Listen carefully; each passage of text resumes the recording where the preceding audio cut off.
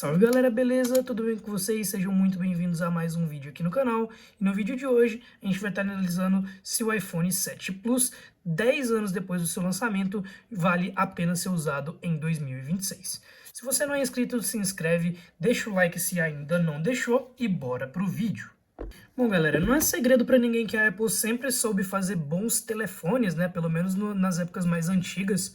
Hoje em dia está ficando um pouquinho mais difícil, mas antigamente a Apple sempre soube fazer bons telefones e era por isso que todo mundo queria ter um iPhone.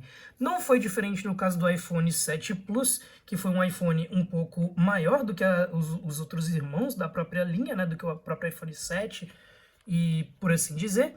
Mas é um iPhone que já data de 10 anos aí do seu lançamento, foi lançado em 2016, com uma tela LCD de retina de 5.5 polegadas, né? Mas o tamanho do aparelho é um pouco maior, chega ali perto de um aparelho de 1,6 polegadas, mais ou menos. Não cheguei a medir direito, muito bem para falar para vocês, mas ele é um pouco maior do que os outros mais comuns, tá bom? Esse é o diferencial do 7 Plus, ele tem a tela maior. E ele tinha um chip processador, né, um Apple A10 Fusion, que era um processador de 16 nanômetros fabricado pela própria Apple, que trazia uma potência para a época muito boa. Ou seja, ele era um bom celular, ele tinha boas câmeras, a qualidade de construção dele, como vocês podem ver, já era um acabamento mais em aço, né, em alumínio, que dava um visual mais premium para o telefone. Não sei por que as marcas abandonaram, né, essa forma de fabricar o telefone aqui, que eu acho que é muito bonita. A tela dele era 60 Hz, com um brilho máximo de 625 nits, com a tal de tecnologia Wide Color, que era para melhorar as cores do display, por assim dizer, tá? Em configurações mesmo, o chip tinha 4 núcleos físicos, 2 de alto desempenho e 2 de alta eficiência, o que fazia ele ter um bom gerenciamento da bateria, mesmo a bateria dos iPhones, com todo mundo sabendo que a bateria dos iPhones era assim um pouco menorzinha, tá bom? Tinha uma GPU PowerVR adaptada e projetada pela própria Apple. A gente sabe que no Android o PowerVR já não é tão legal. E ele podia vir em vários modelos. Ele podia vir no modelo de 32, 128 e 256 GB de memória. Com essa tela Full HD, ele era melhor do que muito concorrente Android na mesma época, que usavam telas HD, apesar de serem LCD. E PS usavam telas HD. Qual que é o ponto mais forte desse aparelho? O ponto mais forte dele é que ele é um aparelho que o sistema, apesar de estar bem desatualizado, né, se a gente abrir as configurações dele e for diretamente aqui na aba do geral e vir sobre, ele ainda está com iOS 15.8, não é mais possível atualizar isso daqui, então é um ponto negativo dele, porque a gente tem um sistema mais antigo. Apesar de dar para fazer jailbreak nesse sistema aqui, que eu não fiz no meu, obviamente, mas esse sistema ele é mais vulnerável, né? A Apple provavelmente lança atualizações de segurança frequentes, ela provavelmente atualiza as chaves de segurança, mas isso em si não é o suficiente para deixar o seu aparelho longe dos hackers, que podem achar uma falha nesse sistema mais antigo e simplesmente conseguir hackear seu telefone, ter acesso aos seus dados. Por isso é sempre interessante ter um sistema um pouco mais novo, tá? Ele usava aqui ainda o Touch ID, ainda não era o Face ID, o que particularmente eu ainda gosto bem mais, tá? Mas o ponto fraco desse telefone é que provavelmente você não vai achar ele com uma bateria boa, e se achar ele com uma bateria que se diz ali com uma boa saúde, muito provavelmente ela não vai ser original.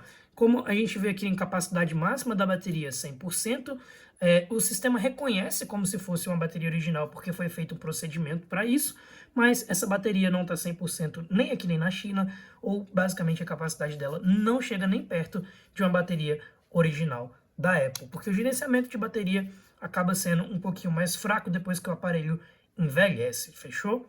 Quesito câmeras, ele não tinha uma câmera ruim para sua época, tá? Ainda hoje, para os padrões, em comparação com os Androids baratos que a gente vê hoje, a câmera dele não é ruim, tirando o fato de que a do meu aqui não está funcionando, mas a frontal funciona ainda perfeitamente, como vocês podem me ver aqui, e eu estou gravando justamente de um outro iPhone. Mas o quesito ruim dessas câmeras é que elas realmente já são mais antiguinhas, então elas não têm ali a mesma capacidade que o Android intermediário teria de te entregar boas fotos, tá? Em questão do sistema, ele sim é muito fluido, ele tem sim um bom gerenciamento de bateria quando a bateria é original, como eu disse para vocês, mas a maioria desses telefones você acha nos marketplaces na faixa dos 350, 400. Já vi gente pedindo R$ 750 um celular como esse aqui, com a bateria em 60%. E a bateria em 60%, ela simplesmente não dura.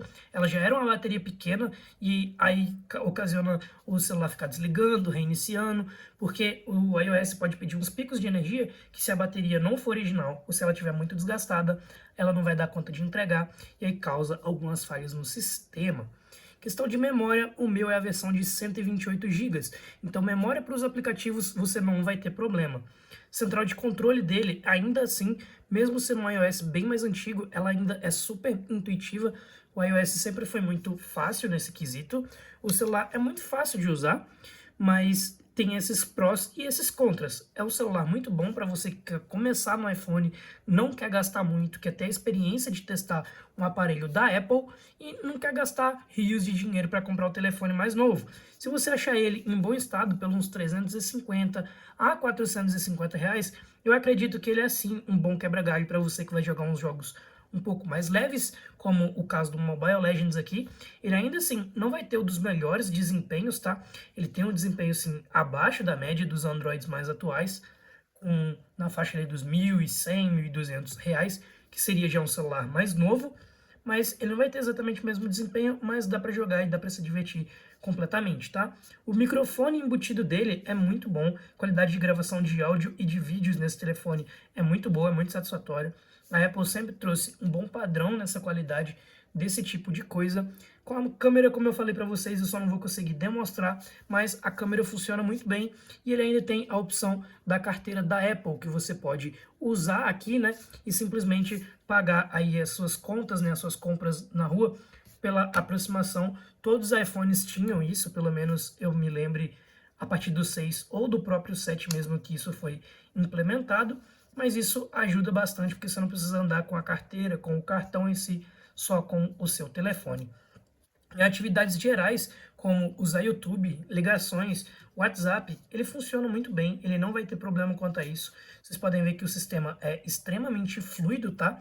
Todos os comandos que você dá, ele tem uma responsabilidade absurda para uma responsividade absurda, né, para te responder no devido comando. O único defeito do meu realmente é essa câmera que não está funcionando e o motorzinho VibraCal dele aqui do Touch ID também já não é o original. Então ele tem esses defeitos.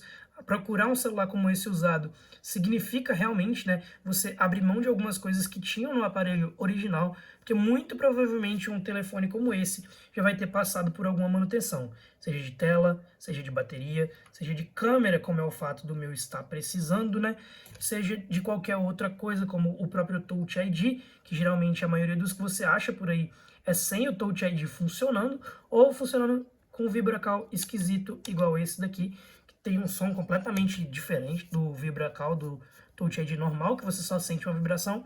Esse aqui realmente faz um barulho, como se fosse apertando alguma coisa, e aí é um pouco mais desagradável.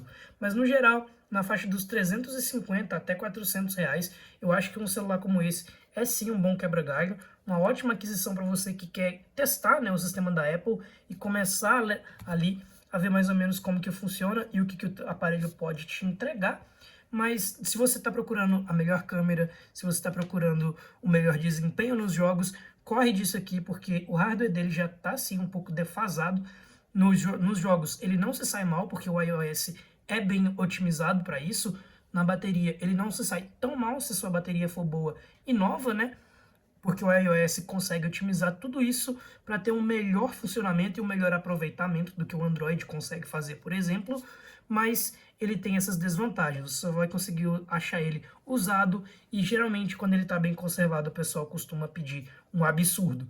Então tem que se atentar nesses pontos. O aparelho sempre foi sim um aparelho muito bom, vale muito a pena para quem quiser testar na faixa de preço certa, obviamente. Se for um celular custando na faixa dos 750, 800 reais, você já consegue achar um iPhone 11, que é um aparelho bem mais novo e com desempenho muito melhor, com a bateria muito melhor, câmeras bem melhores, uma construção melhor que já é em vidro e te entrega muito mais do que um aparelho como esse daqui, que está bem antigo e já não atualiza mais.